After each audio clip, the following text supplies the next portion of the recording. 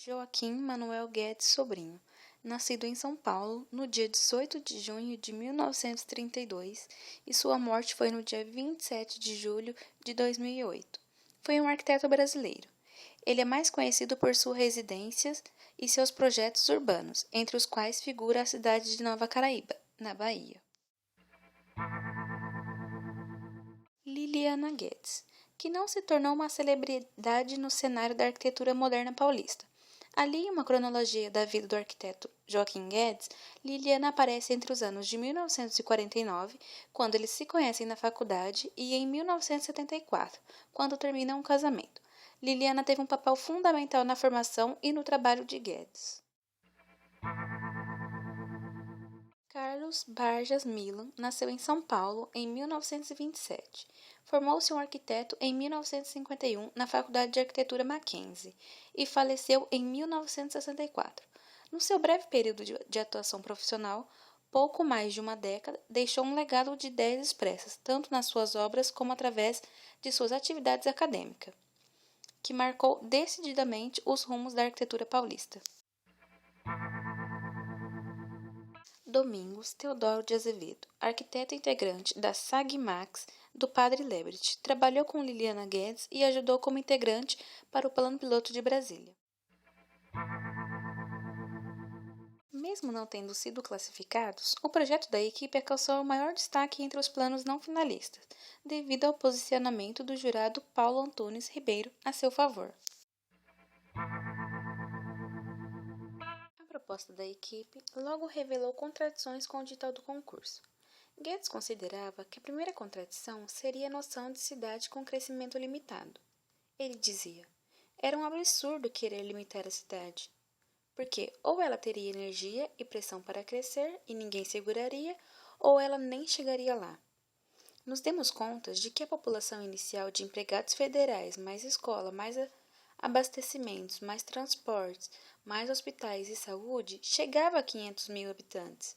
Como é que pode? Fica rígida? Não cresce mais? Então pensamos, isso é um organismo vivo, ninguém segura. Essa frase, a cidade é um organismo vivo, passou. É como uma criança, uma estrutura capaz de crescer. Não era apenas as contradições do crescimento da cidade prevista no edital que a equipe se insurgiu. A equipe de Guedes propunha para Brasília um adensamento de 500 habitantes por hectare, em modo de 60 mil pessoas distribuídas ao longo da linha de metrô.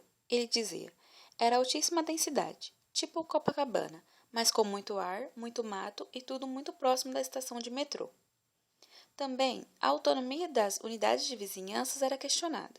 Os serviços de cada um desses módulos deveriam localizar-se junto às estações de metrô, permitindo com isso o acesso do habitante a qualquer um deles, em qualquer ponto da rede. Contra a ideia de uma cidade polinuclear que simularia um conjunto de vilas autossuficientes, propunha tirar partido das virtudes da aglomeração. Afirma que outra fonte de ideias que embasava sua proposta para Brasília foram os relatos de pessoas da equipe de Lebrete, que tinham feito projetos para Israel e haviam ficado fascinadas com a experiência dos kibbutz. Sua equipe estabeleceu uma analogia entre o modo de vida despojado e austero dos primeiros colonos israelenses e a ocupação do Planalto Central pelos funcionários públicos federais. A análise específica de Brasília apontava para a nova situação familiar, que seria decorrente da forte presença da mulher trabalhando como funcionária pública.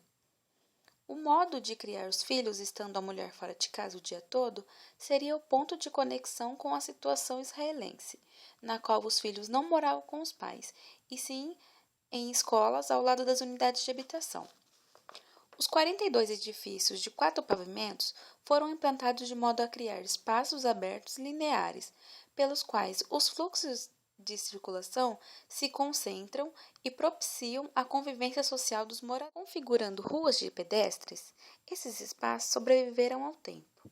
Agradáveis jardins, cuidados até hoje pelos seus habitantes, denotam o uso conforme projetado. Os edifícios seguem o mesmo objetivo. As circulações internas são agradáveis espaços de encontro. Guedes as concebe abertas para o exterior, como terraços coletivos das unidades alinhadas em apenas um dos lados dos volumes. Com essa disposição, a quantidade de 700 apartamentos do programa leva os edifícios a se tornarem delgados volumes longilíneos que serpenteiam a passagem. O agrupamento de alguns blocos pelas circulações elevadas acentua tal linearidade, destacada pela continuidade desses balcões. Essa disposição da planta dos edifícios condicionou o projeto interno dos apartamentos.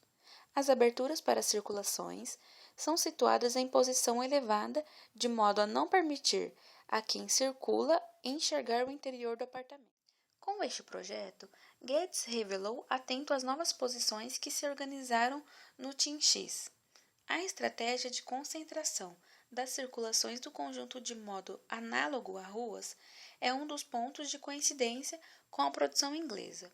Já a dinâmica da implantação dos alvos e luminosos edifícios se deve à admiração de Guedes pela obra de Alvar Aalto e do empirismo escandinavo, muito mais difundida na historiografia de arquitetura brasileira. O projeto de Guedes era um projeto muito parecido com o do vencedor Lúcio Costa, uma cidade linear composta por duas asas curvas, com organização das zonas residenciais dos dois lados de uma longa estrada que percorreria a cidade de ponta a ponta, com circulação paralela destinada ao tráfego local. A rua deveria ser repensada com liberdade, como proposto por Le Corbusier, procurando conjugar a circulação com os usos e a possibilidade de encontro e convivência urbana. Para isso, a análise dos fluxos que circulam pela cidade seria a base de proposição de novas modalidades de organização da arquitetura e do urbano. Guedes diz: o fluxo é fundamental, a circulação, ir daqui para lá é fundamental para o nosso trabalho, para a nossa maneira de analisar o processo urbano. Desta maneira, o planejamento dos sistemas de deslocamento na cidade ou no edifício era estratégico para dinamizar a vitalidade dessa nova sociedade. Se o sistema de metrô e pré-metrô organizava a cidade, as unidades de habitação introduziam sistemas interligados de circulação horizontal e vertical que aproveitavam a declividade do terreno. Os corredores dos edifícios, verdadeiras ruas elevadas, conectadas às redes viárias de transportes de massa. A cidade polinuclear, formada por unidades de vizinhança, era contraposta a uma estrutura urbana linear, que cresceria modularmente ao longo de uma linha de transporte rápido de massas.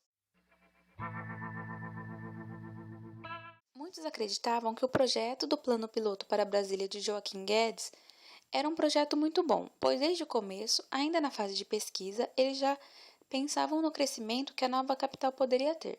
Seu projeto foi pensado no maior conforto familiar e como as coisas poderiam ser feitas e localizadas de maneira mais prática e rápida possível.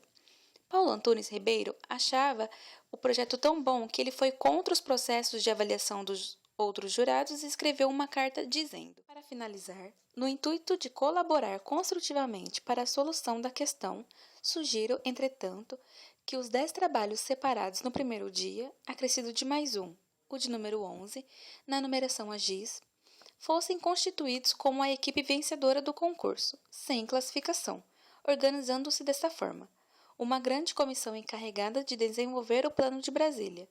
Neste caso, o assunto estaria resolvido com justiça e a contribuição de todos se faria sentir. São essas as declarações que posso oferecer como meu voto e que serão levadas ao conhecimento do Conselho Diretor do IAB. O projeto de Guedes era um projeto muito viável que bateu de frente com o que dizia no edital no quesito de projetar a nova capital com limitações de habitantes.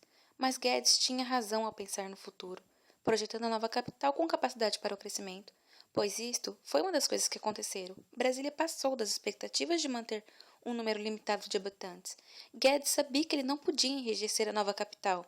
Sabia que ela cresceria como cresceu,